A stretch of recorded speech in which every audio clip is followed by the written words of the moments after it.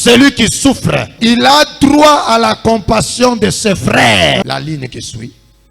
Même si il abandonnerait la crainte du tout-puissant. Autrement dit, même si il a péché. Si c'est ton frère, il a droit que tu y aies pitié de lui. Chez nous les chrétiens, quand quelqu'un a péché, nous le clouons. Lorsque les situations de notre frère le pasteur Kalambay avait fait rage avec l'affaire de Vaseline, qui critiquait trop Kalambay? Vous avez vu un seul musulman critiquer Kalambay? Un musulman. En tout cas, je ne l'ai pas vu. Kalambay avait pour le bourreau que le critiquait qui? Ses frères chrétiens. Ses frères. C'est ce que le diable veut. Pour se séparer. Pour vous diviser.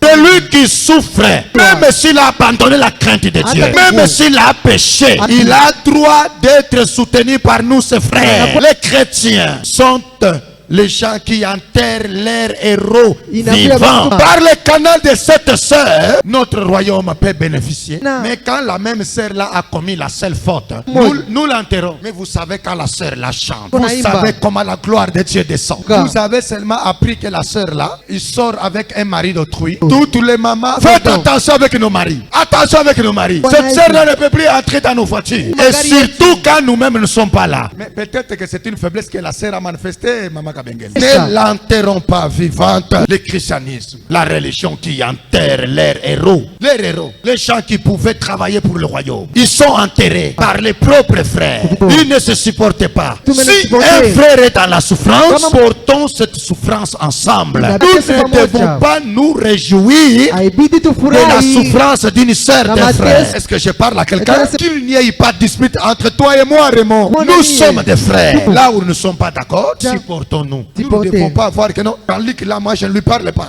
Mais qui est Jean-Luc? C'est ton frère dans la foi. Quand le christianisme est entré chez nous au Congo vers les années 80, l'amour que dégageaient les chrétiens, cet amour il n'y en a plus aujourd'hui. Aujourd'hui il n'y a que les critiques. Les gens se critiquent entre eux. Personne ne supporte l'autre. Même les couples mariés, les couples chrétiens, on ne sent pas que ce sont des chrétiens. Leur différence se traite devant tout le monde. Ils accusent leurs femmes à tout le monde. Ils parlent mal de leur mari à tout le monde. Il n'y a pas amour. Pourquoi ta famille doit savoir tout de ton mari? Ta famille connaît tout de ta femme. Mais apprends quand même à couvrir ta femme de ses erreurs. Apprends à couvrir ton mari de ses fautes. Et surtout que c'est un mari avec qui tu passeras l'éternité. Vous vivrez avec ce mari-là. Après cette vie ici, il y a une vie qui nous attend. Alléluia.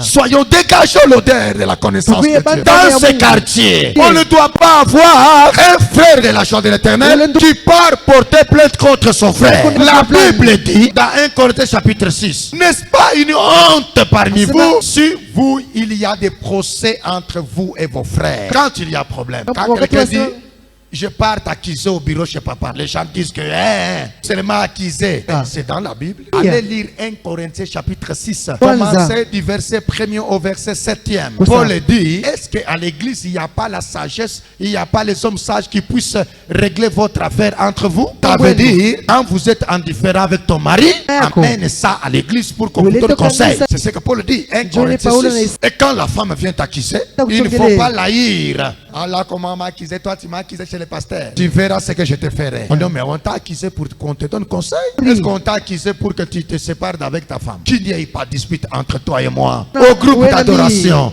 il se pourrait qu'il y ait des langages qui te frappent, qui te blessent, frère. Mais qui t'a blessé? C'est ta soeur. Qui t'a blessé? C'est ton frère. Est-ce que Déborah ne t'a jamais blessé, ta soeur, dans la chair? Est-ce que tu t'es séparé d'avec? Mais non! Et pourquoi seulement à l'église quand quelqu'un te blesse, je ne le saluerai plus jamais? Il n'y ait pas de dispute entre toi et moi, car nous sommes frères. Nous sommes frères.